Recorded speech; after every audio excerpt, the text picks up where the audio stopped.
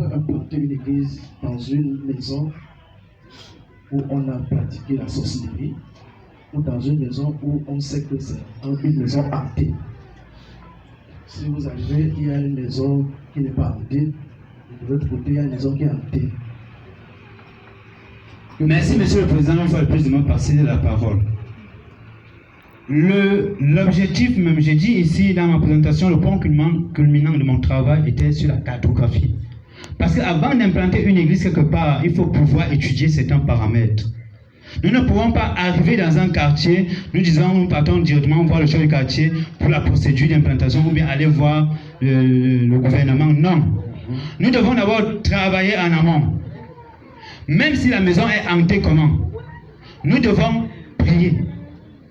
Nous devons, parce que nous devons savoir que nous avons reçu le pouvoir, comme je l'ai dit, nous avons reçu le pouvoir de marcher sur les serpents et les scorpions, sur toute puissance de l'ennemi, et rien ne pourra nous nuire. Ça, c'est ce qui est dit dans le livre de Luc.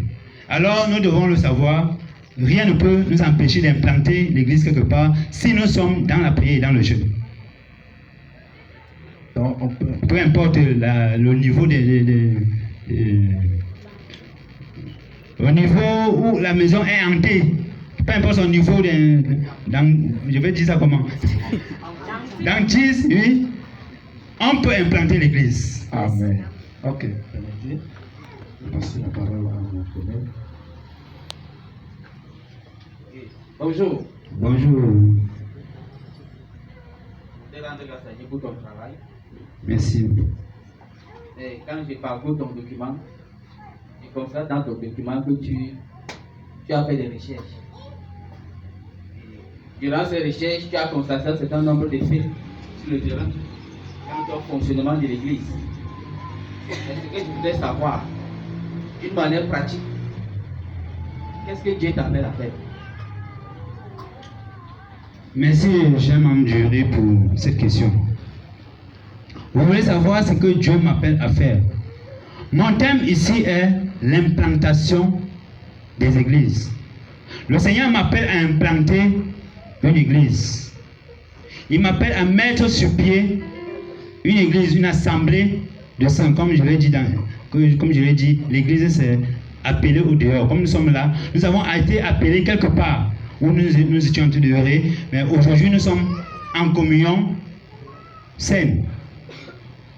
Donc, nous sommes appelés, je suis appelé, moi qui vous parle, je suis appelé. Je suis appelé. D'accord, merci. Je suis appelé à implanter une église. Alors, pour implanter une église, j'ai dit pendant ma présentation, il y a beaucoup de paramètres qui doivent être vus pour implanter une église. Et le point, le référentiel ici, je l'ai basé beaucoup plus, il est statué beaucoup plus sur la cartographie parce que si nous faisons tout sans parler de la cartographie ici, nous allons échouer parce que la cartographie est le point essentiel de mon travail. Alors là, je disais qu'il faut chasser les démons partout, là où nous voulons implanter l'église. Il faut lier toutes les forteresses, là où nous voulons implanter l'église. Il faut étudier les coutumes, les cultures. Alors, je suis appelé à implanter l'église. Et l'implantation vient, la suite de l'implantation vient la construction. Donc, il est question d'abord d'établir tout ce qui est implantation au niveau, non seulement du côté spirituel, aussi au niveau du gouvernement, parce qu'il y a beaucoup un cheminement à suivre pour pouvoir implanter et construire l'église, la chapelle que je veux avoir. Je ne sais pas si... Je voudrais t'aider un peu par rapport à cette question.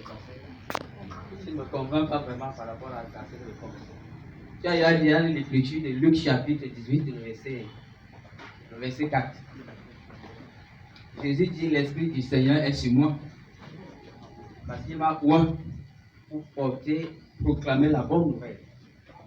Donc Jésus ici déroule le travail qu'il a reçu, le mandat qu'il a reçu de son Père par rapport à sa mission d'une manière spécifique, d'une manière claire et précise. Dieu t'appelle à implanter une église. Comment?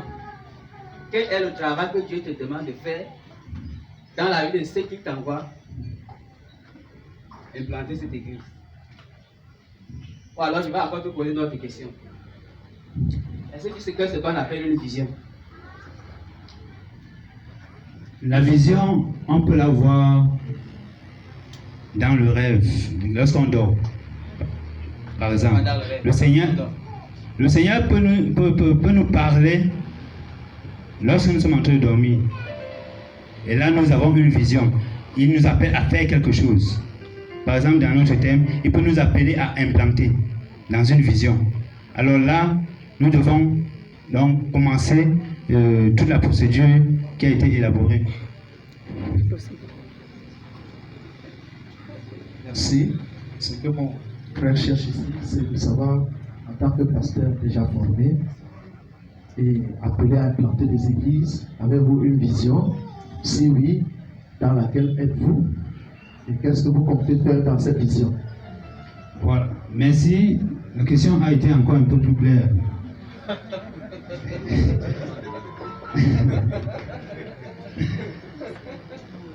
J'ai dit dans mon travail, pour connaître que nous devons implanter une église, il faut avoir été formé. Il y a un aspect que j'ai évoqué là. Il faut avoir été formé dans une école formelle ou informelle. Dans notre cas, si nous n'avons pas reçu de vision, nous pouvons nous-mêmes aller dans une école formelle ou informelle, nous faire former, apprendre la théologie et pouvoir sortir et implanter l'église. Donc on ne va pas forcément nous attarder au niveau des visions ou des songes. On peut être formé quelque part.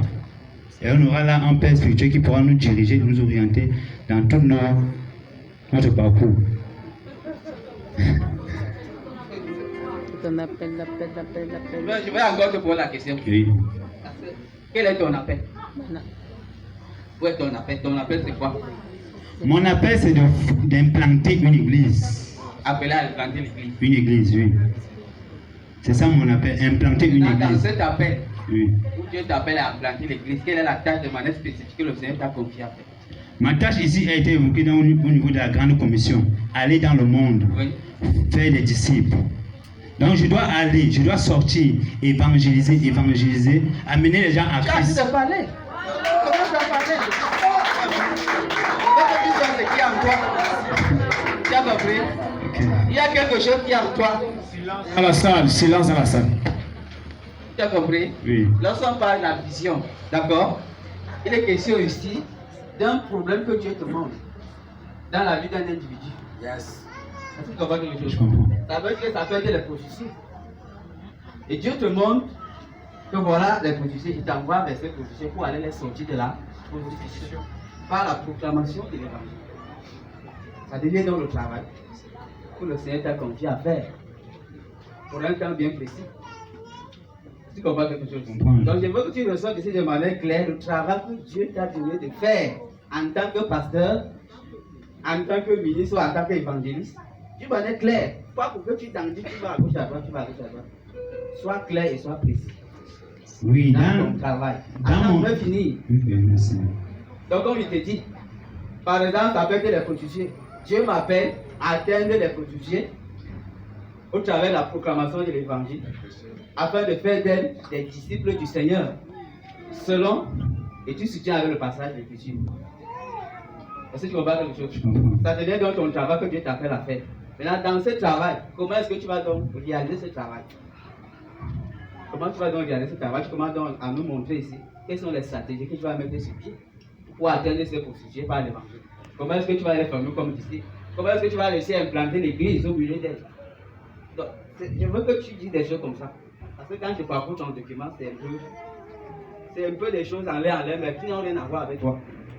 C'est des choses que tu as constatées sur le terrain, mais tu n'intègres pas ça forcément en toi. Je veux que dans ton document, les choses que tu dises, ça doit avoir trait avec ce que Dieu t'appelle à faire, d'une manière pratique. C'est comme moi je dis.